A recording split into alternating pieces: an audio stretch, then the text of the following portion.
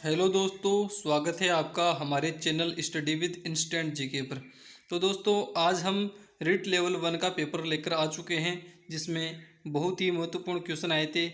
और दोस्तों, पेपर बहुत ही सरल और मध्यम लेवल का आया था। तो आज हम देखते हैं कि कौन कौन से क्वेश्चन आए थे। तो एक क्वेश्चन तो ये आया था कि पुनर्वलन के सिद्धांत का संबंध किससे है।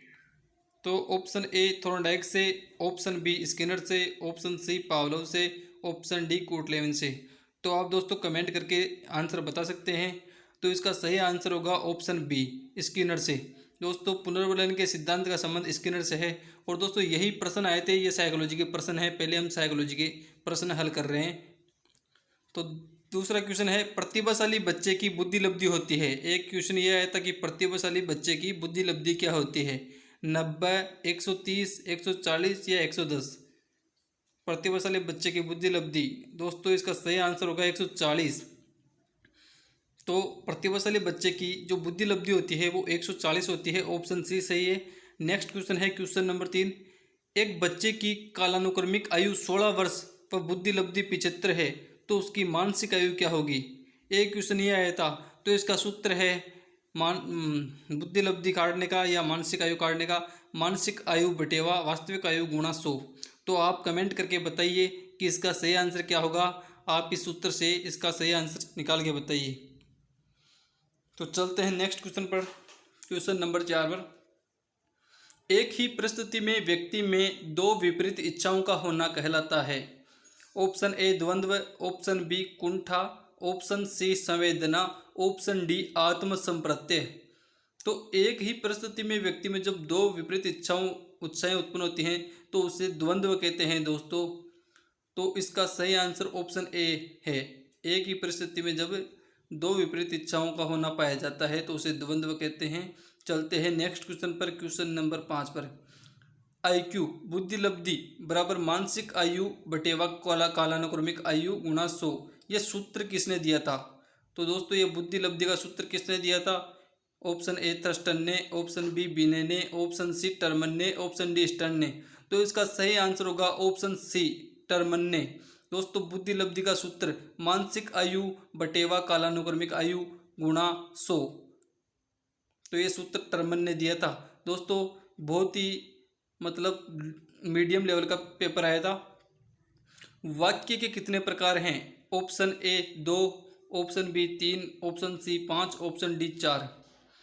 तो दोस्तों बताइए कि इसका सही आंसर क्या होगा। आप कमेंट में बता सकते हैं। तो इसका सही आंसर होगा ऑप्शन बी 3। दोस्तों, वाक्य 3 प्रकार के होते हैं।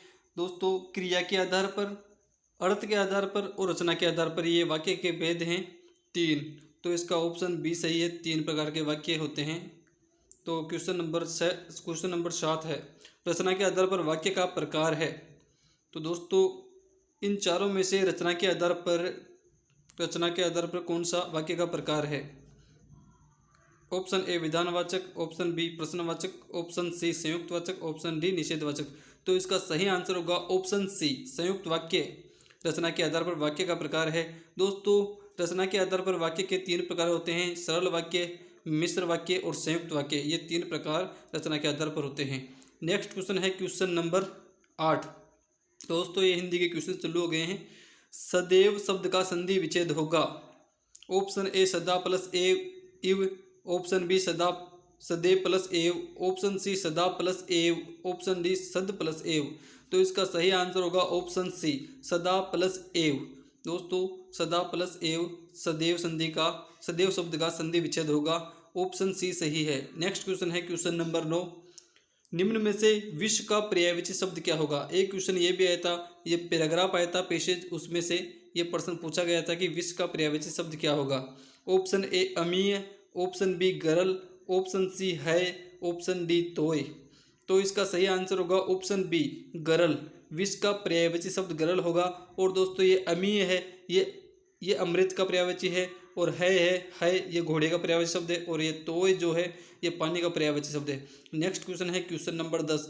विरोधी शब्द का विलोम शब्द क्या होगा। दोस्तों ये भी पैसेज का ही क्वेश्चन है। ये पैसेज में से पूछा गया था कि विरोधी शब्द का विलोम शब्द क्या होगा। तो ऑप्शन ए मित्र, ऑप्शन बी समर्थक, ऑप्शन सी शत्रु और ऑप्शन डी अनुरुद्ध। तो इसका सही आंसर क्या होगा? तो इसका सही आंसर होगा ऑप्शन बी समर्थक। विरोधी शब्द का विलोम शब्द समर्थक होगा। समर्थक कह दो या सहयोगी एक ही बात है। तो दोस्तों इसका सही आंसर होगा ऑप्शन बी, विरोधी शब्द का विलोम शब्द समर्थक होगा। चलते हैं नेक्स्ट क्वेश्चन पर। Question number 11। क्वेश्चन नंबर 11 है, भंडारकर विधि को और किस नाम से जाना जाता है? व्याख्यान विधि, व्याकरण अनुवाद विधि, भाषा संसर्ग विधि, ऑप्शन डी पाठ्य पुस्तक विधि। तो दोस्तों ऐसे ऐसे क्वेश्चन आए कि मतलब एकदम लो क्वालिटी के भी आए हैं और एकदम उच्च क्वालिटी के भी, मतलब मीडियम स्तर का पेपर है। तो इसका सही आंसर होगा ऑप्शन बी व्याकरण अनुवाद विधि। भंडारकर विधि को व्याकरण अनुवाद विधि के नाम से भी जाना जाता है और इसके जो जनक हैं वो डॉक्टर राम गोपाल कृष्ण भंडारकर हैं। नेक्स्ट क्वेश्चन है क्वेश्चन नंबर 12। निम्न में से किन कौशलों का उद्देश्य अभिव्यक्ति करना है? तो दोस्तों कौन से कौशल हैं जिनका उद्देश्य अभिव्यक्ति है? सुनना लिखना, बोलना सुनना, लिखना बोलना, सुनना पढ़ना। तो इसका सही आंसर होगा ऑप्शन सी लिखना और बोलना। दोस्तों हम या तो लिख के अभिव्यक्त कर सकते हैं या बोल के अभिव्यक्त कर सकते हैं। तो ये ऑप्शन सी सही है। लिखना और बोलना जो कौशल हैं इनका उद्देश्य अभिव्यक्त करना होता है। नेक्स्ट क्वेश्चन है क्वेश्चन नंबर 13। मनुष्य शब्द में कौन सी संज्ञा है? ऑप्शन ए जातिवाचक संज्ञा, ऑप्शन बी भाववाचक संज्ञा, ऑप्शन सी व्यक्तिवाचक संज्ञा, ऑप्शन डी इनमें से कोई नहीं। तो क्वेश्चन नंबर 13 का सही आंसर क्या होगा दोस्तों? तो ये भी पैसेज में से पूछा गया क्वेश्चन है। तो दोस्तों रीट लेवल फर्स्ट का ये पेपर है। तो इसका सही आंसर होगा ऑप्शन ए जातिवाचक संज्ञा। मनुष्य शब्द दोस्तों जाति का बोध कराता है, जिसमें मनुष्य में सभी प्रकार के मनुष्य आ जाते हैं, व्यक्ति आ जाते हैं। तो नेक्स्ट क्वेश्चन है क्वेश्चन नंबर 14। भाषा कौशलों की संख्या कितनी है? देखिए दोस्तों बहुत ही मज़ेदार क्वेश्चन है, बहुत ही सरल क्वेश्चन है। तो भाषा कौशलों की संख्या कितनी है? तो आप सभी जानते होंगे कि भाषा कौशल कितने हैं। तो भाषा कौशल 4 होते हैं, आप सभी जानते हैं। तो ऑप्शन ए सही है इसका। तो भाषा कौशलों की संख्या कितनी है? 4। तो कौन कौन से भाषा कौशल हैं आप ये भी बता दो। तो 4 कौशल होते हैं LSRW, सुनना, बोलना, पढ़ना और लिखना। ये 4 कौशल हैं दोस्तों। बहुत ही महत्वपूर्ण क्वेश्चन आया था कि भाषा कौशलों की संख्या कितनी है। तो 4 कौशल हैं। नेक्स्ट क्वेश्चन है क्वेश्चन नंबर 15। किस खेल विधि का प्रयोग प्राथमिक स्तर पर बच्चों में रुचि उत्पन्न करने के लिए नहीं किया जाता? ऑप्शन ए मांटेसरी विधि, ऑप्शन बी किंडरगार्टन विधि, ऑप्शन सी डाल्टन विधि, ऑप्शन डी व्याख्यान विधि। तो दोस्तों क्वेश्चन नंबर 15 का सही आंसर क्या होगा? दोस्तों आप भी कमेंट करके बता सकते हैं कि आपके अनुसार इसका सही आंसर क्या होगा। मेरे अनुसार तो इसका सही आंसर होगा ऑप्शन डी व्याख्यान विधि। मैंने भी रीट का एग्जाम दिया है और मेरे अनुसार इसका सही आंसर ऑप्शन डी होगा। तो आप भी कमेंट करके बता सकते हैं कि इसका सही आंसर क्या होगा। नेक्स्ट क्वेश्चन है क्वेश्चन नंबर 16। क्वेश्चन नंबर 16 है, निम्न में से श्रव्य दृश्य सामग्री का उदाहरण है। Option A radio, option B tape recorder, option C television, option D सीतावाद्य। तो श्रव्य दृश्य सामग्री का उदाहरण कौन सा है इनमें से? ए बी सी या डी? तो इसका सही आंसर होगा ऑप्शन सी टेलीविजन। श्रव्य दृश्य सामग्री उसे कहते हैं दोस्तों जिसको देखा और सुना जा सके, दोनों चीज़ें एक साथ हो। तो इसका सही आंसर है टेलीविजन। श्रव्य दृश्य सामग्री टेलीविजन के अंतर्गत आती है। तो चलते हैं नेक्स्ट क्वेश्चन, क्वेश्चन नंबर 17। सोनार किला कहाँ स्थित है? अब पर्यावरण के क्वेश्चन चालू हो चुके हैं। तो सोनार किला कहाँ स्थित है? देखिए दोस्तों मतलब एकदम ऊपर से भी उठा लिए गए हैं क्वेश्चन। तो सोनार किला कहाँ स्थित है? जयपुर, जोधपुर, जैसलमेर, जालोर। तो इसका सही आंसर होगा ऑप्शन सी जैसलमेर। सोनार किला जैसलमेर में स्थित है दोस्तों। और ये सोनार किला इसका नाम कैसे पड़ा? क्योंकि यहाँ पे जो पीले पत्थरों से एक किला निर्मित है, जो सूर्य की धूप से सोने के जैसे चमकता है, इसलिए इसको सोनार किला कहते हैं। चलते हैं नेक्स्ट क्वेश्चन पर, क्वेश्चन नंबर 18 पर। सूर्य नगरी किस जिले को कहते हैं? Option A Jodhpur, option B Udaipur, option C Banswara, option D Bhilwara. तो सूर्य नगरी के नाम से किसको जाना जाता है? दोस्तों ये रीट लेवल 1 का पेपर है, इसमें ये क्वेश्चन भी आया था कि सूर्य नगरी किस जिले को कहते हैं। तो इसका सही आंसर होगा ऑप्शन ए जोधपुर। आप सभी जानते होंगे कि सूर्य नगरी किसे कहते हैं। और दोस्तों जोधपुर को नीली नगरी या नीला शहर के नाम से भी जाना जाता है। तो ऑप्शन ए सही है इसका। चलते हैं नेक्स्ट क्वेश्चन पर, क्वेश्चन नंबर 19। राजस्थान का मैनचेस्टर किस जिले को कहते हैं? देखो दोस्तों ऐसे ऐसे क्वेश्चन आए कि मतलब एकदम मीडियम स्तर का है पेपर, मतलब जिसने ऊपर ऊपर से पढ़ लिया तो वो पास कर सकता था। तो राजस्थान का मैनचेस्टर किसको कहते हैं? तो राजस्थान का मैनचेस्टर भीलवाड़ा को कहते हैं दोस्तों। ऑप्शन बी सही है इसका। और दोस्तों राजस्थान का मैनचेस्टर भीलवाड़ा तो को कहते हैं, और भीलवाड़ा को वस्त्र नगरी के नाम से भी जाना जाता है, और अब्रक नगरी के नाम से भी भीलवाड़ा को ही जाना जाता है। तो क्वेश्चन नंबर 19 का सही आंसर ऑप्शन बी था। राजस्थान में फूलडोल उत्सव कहाँ का प्रसिद्ध है? देखिए दोस्तों, ये क्वेश्चन बहुत ही मज़ेदार है। राजस्थान में फूलडोल महोत्सव कहाँ का प्रसिद्ध है? जयपुर, सांचौर, बीकानेर और शाहपुरा। तो इसका सही आंसर होगा ऑप्शन डी, शाहपुरा। राजस्थान में फूलडोल महोत्सव शाहपुरा का प्रसिद्ध है, और शाहपुरा स्थान जो कि भीलवाड़ा में पड़ता है। तो दोस्तों मीडियम स्तर का पेपर आया था। क्वेश्चन नंबर 21 से रेशम कीट जंतु क्या खाता है? तो दोस्तों ये जो रेशम कीट होता है जीव, वो क्या खाता है, उसके खाने के पदार्थ के बारे में पूछा है इसमें। तो नीम की पत्ती खाता है, बरगद की पत्ती खाता है, शहतूत की पत्ती, कपास की पत्ती। तो इनमें से सही आंसर क्या होगा? तो इसका सही आंसर होगा ऑप्शन सी, शहतूत की पत्ती। रेशम कीट जंतु शहतूत की पत्ती खाता है, और दोस्तों ये शहतूत के पेड़ पर ही पाले जाते हैं। चलते हैं नेक्स्ट क्वेश्चन, क्वेश्चन नंबर 22 पर। तंबाकू में कौन सा पदार्थ पाया जाता है? दोस्तों ये भी क्वेश्चन आया था। दोस्तों ये रिपीटेड क्वेश्चन, कई तो रिपीटेड क्वेश्चन आ गए हैं, बार बार मतलब रिपीट होते रहते हैं। तो तंबाकू में कौन सा पदार्थ पाया जाता है? निकोटीन, केसिन, कैफीन या मेपर्डिन। तो दोस्तों इसका सही आंसर होगा ऑप्शन ए, निकोटीन। तंबाकू में निकोटीन नामक उत्तेजित पदार्थ पाया जाता है। और दोस्तों जो केसिन है ये चाय में पाया जाता है, और जो कैफीन है ये दूध में पाए जाने वाला उत्तेजित पदार्थ है, और जो मेपर्डिन है ये एक दवाई है अफीम के जैसी। क्वेश्चन नंबर 23 है, नमामि गंगा अभियान कब चलाया गया था?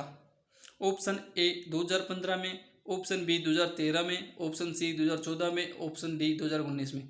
दोस्तों देखिए पुराने करंट के क्वेश्चन भी आए हैं इसमें। तो नमामि गंगा अभियान कब चलाया गया था? तो इसका सही आंसर होगा ऑप्शन सी, 2014 में। नमामि गंगा अभियान 2014 में चलाया गया था पीएम मोदी के द्वारा, नरेंद्र मोदी सरकार के द्वारा। चलते हैं नेक्स्ट क्वेश्चन, क्वेश्चन नंबर 24 पर।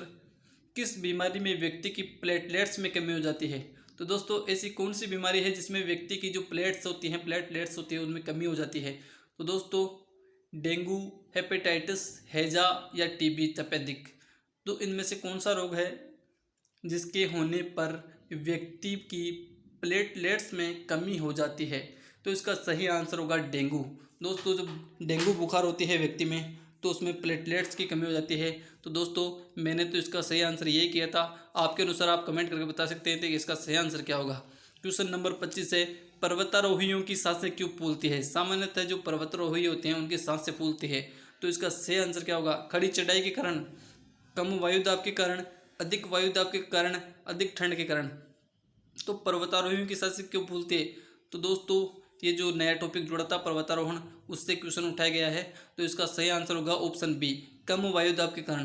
पर्वतारोहियों की सांसें कम वायु दाब के कारण फूलती है। जैसे जैसे पर्वतों पर चढ़ा जाता है ऊंचाई पर तो कम वायु दाब होता जाता है।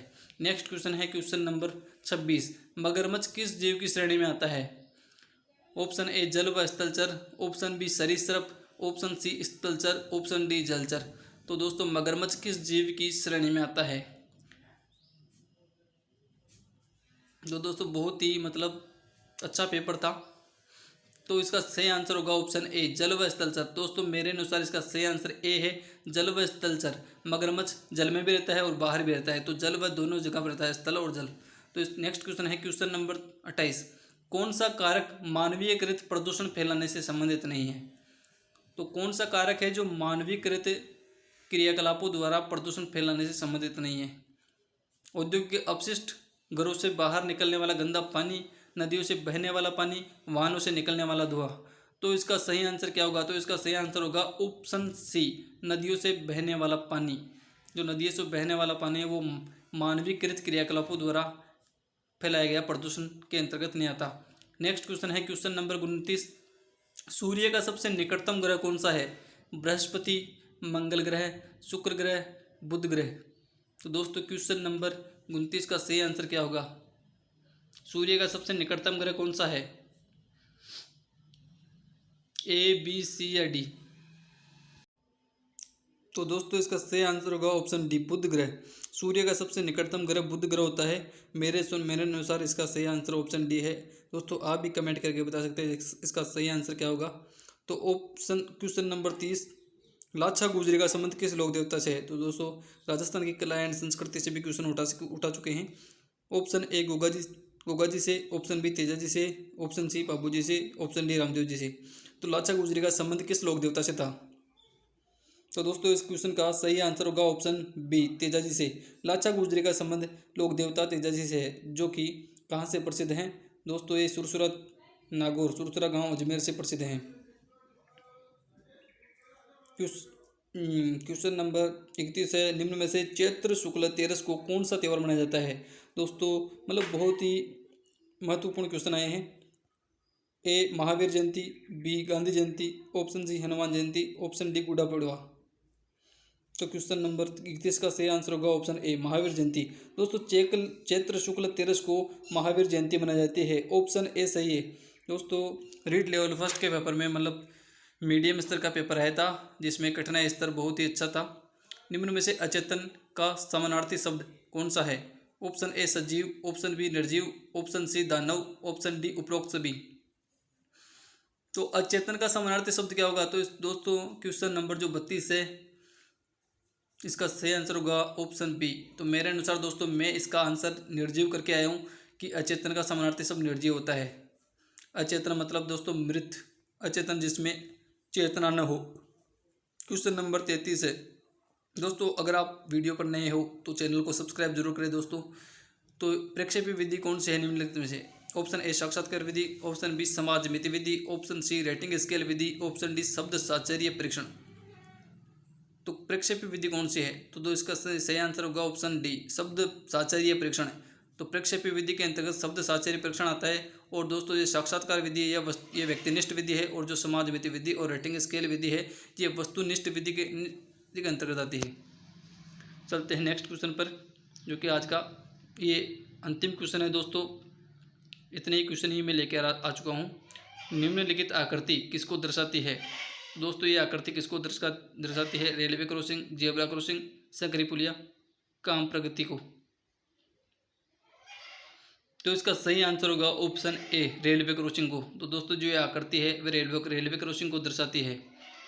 तो दोस्तों आज की क्लास में मैं इतने ही क्वेश्चन लेकर आया हूँ। अगली क्लास में दोस्तों एक और लेवल 2 का पेपर भी लेकर आऊँगा। हाँ दोस्तों अगर आप हमारे चैनल पर नए हो तो चैनल को सब्सक्राइब करें, लाइक करें और वीडियो को ज़्यादा से ज़्यादा शेयर करें।